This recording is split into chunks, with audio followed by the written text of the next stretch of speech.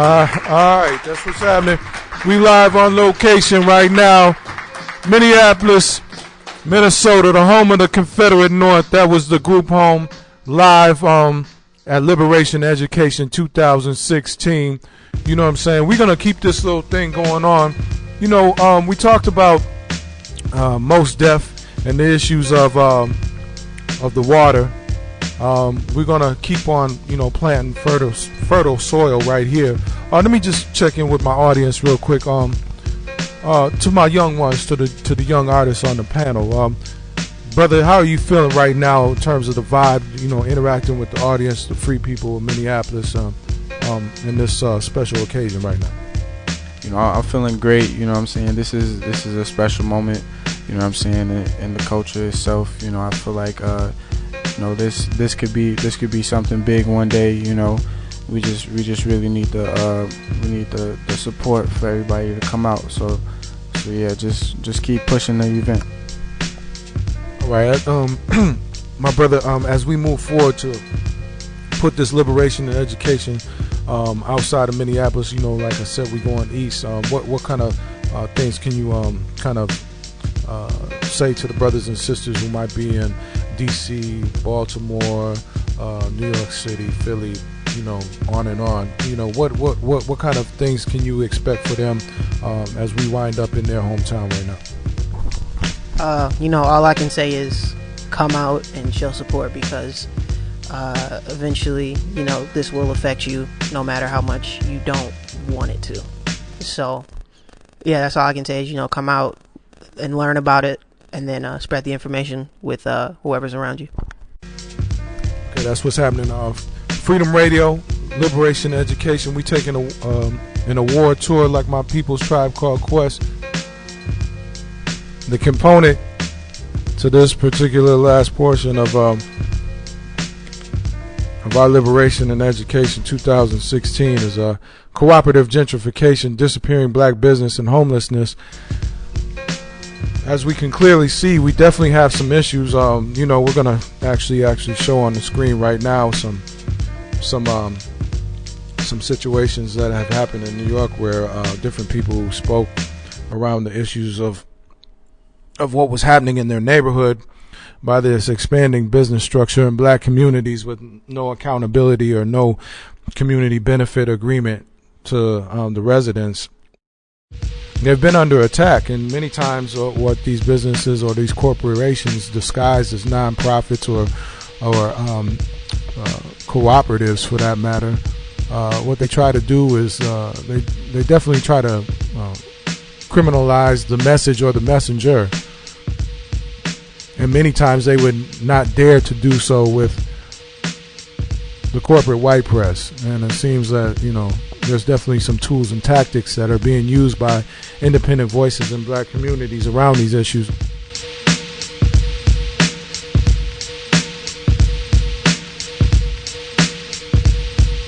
You know, liberation and education is about black folks taking ownership of their own issues and having enough trust in our media, maybe having enough trust in yourself to be honest about the issues.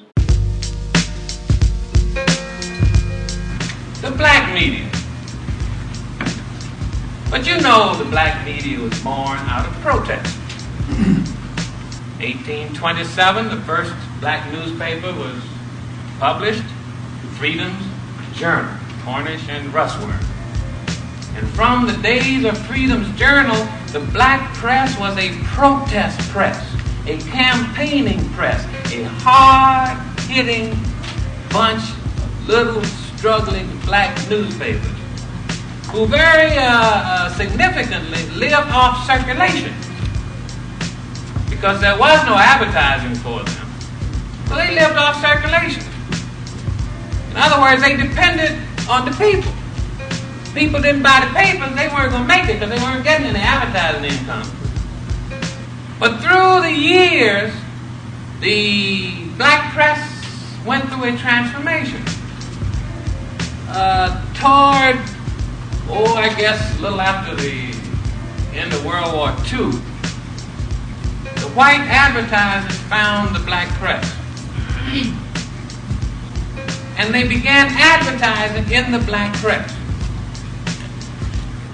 Suddenly, and very subtly, there was a shift in the focus of black newspapers.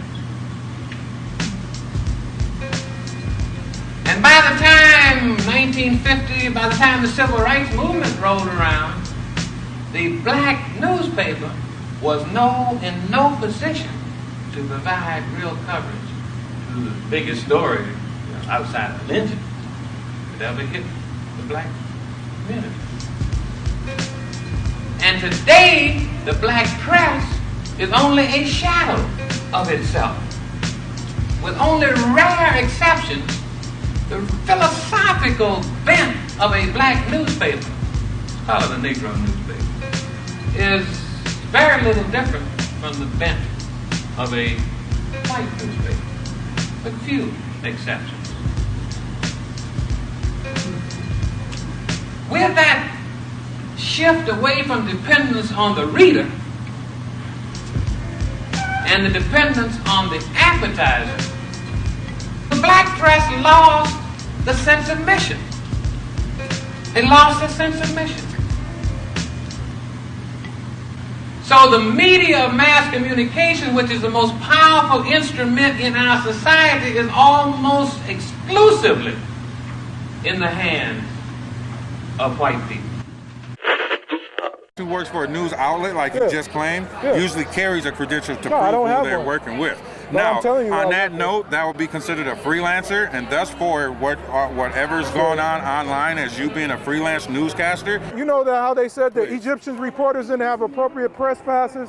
So now, I'm an American citizen, I think, unless black people aren't. Really? Now I gotta have appropriate press passes to be a part of the press in America? No. Seriously? Are you serious? No, that's not what it is. Property, sir, and you can discuss all you want out here on the sidewalk. The University of Missouri opened the world's first school of journalism in 1908. But today, in 2015, the university is quickly becoming known for silencing journalists. I'm a member of the Free Independent Press. Okay. This is a public event. Yes. And you're telling me I can't go inside a public event. Have I committed a crime? No, not yet. What legal protections exist for members of the press? What rights do journalists have? Well, first of all, what is a journalist? Are bloggers journalists? Are you a member of the press just because you say so? Well, basically, yes. A journalist is simply someone who collects information for the purposes of distribution. Can I just talk to one person? Who's the representative? Okay, then let's have a conversation. Right. So let's do it over here on the side. All right. Here's a copy. If he refuses to take them, you're fine. Okay.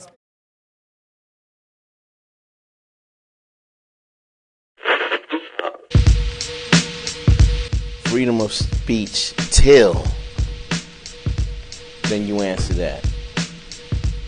There's really no freedom of speech. If they're gonna stop you, and it was mostly a black man talking, and that's what kind of infuriated me with that footage right there, because he was the real unreasonable one.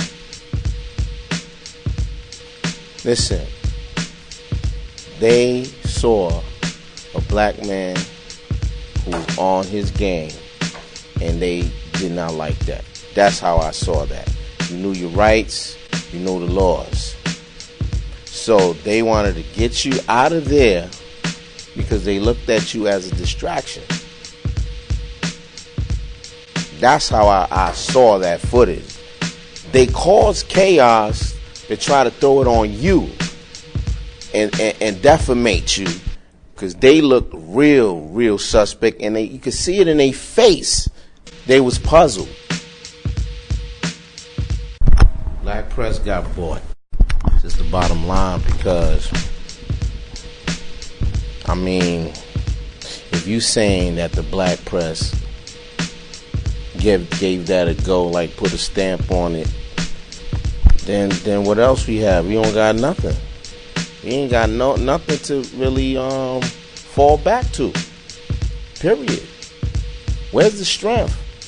They getting sold. Everything gets sold now. No, like I was telling these young brothers, black people get get a bit of success and get sold instead of carrying on tradition and breaking it down from generation to generation. We don't have that. So let's say the black press, the African American news, they'll get bought because they don't want the white corporate American press do not want what's really going on put in publication. So here you go. Can you go away? Here's a little bit of money. That's why, to me, there ain't no black press.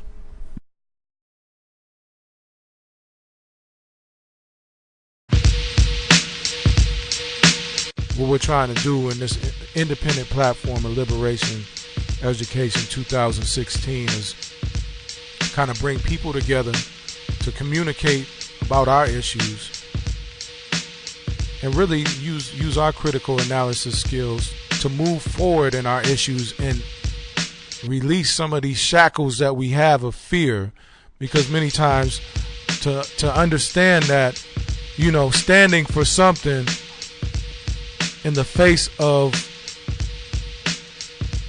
the plethora of issues that we're experiencing in our community, standing for something, you might lose something, but you could gain so much more. And if you're not willing to stand with the independent voices of your media, if you're not willing to stand with the independent artists who have spent years to uplift the community through the music vibration of the arts, if you're not willing to stand with the photographers who document the people and the people's struggles and the people's pains and the people's happiness and their joy, if you're not willing to stand with the independent black business owner who is struggling to keep some sense of self-determination and role modeling that within black neighborhoods, if you're not willing to stand with your family, you know, that's a whole another level.